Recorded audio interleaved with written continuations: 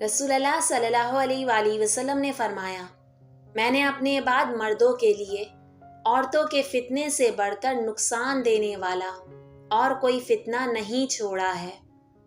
رسول اللہ صلی اللہ علیہ وآلہ وسلم نے فرمایا، نماز باجماعت آدمی کی تنہا نماز پر 27 درجے فضیلت رکھتی ہے۔ حضرت محمد صلی اللہ علیہ وآلہ وسلم نے فرمایا، جو شخص دنیا میں کسی بندے کا عیب چھپائے گا، اللہ پاک کل بروز قیامت اس کے عیب چھپائے گا۔ نبی کریم صلی اللہ علیہ وآلہ وسلم نے فرمایا، طہارت کے بغیر نماز قبول نہیں کی جاتی اور نہ خیانت کے مال سے صدقہ۔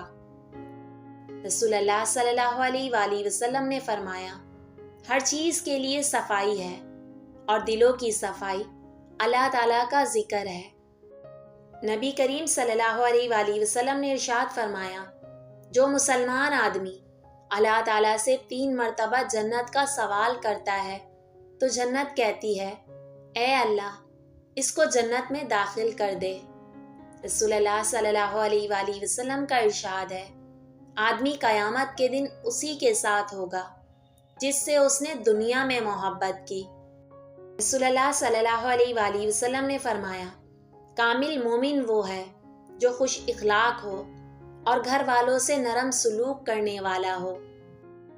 نبی کریم صلی اللہ علیہ وآلہ وسلم نے فرمایا، سجدہ کرتے ہوئے بندہ اپنے رب کے سب سے زیادہ قریب ہوتا ہے، بس سجدوں میں کثرت کے ساتھ دعا کیا کرو۔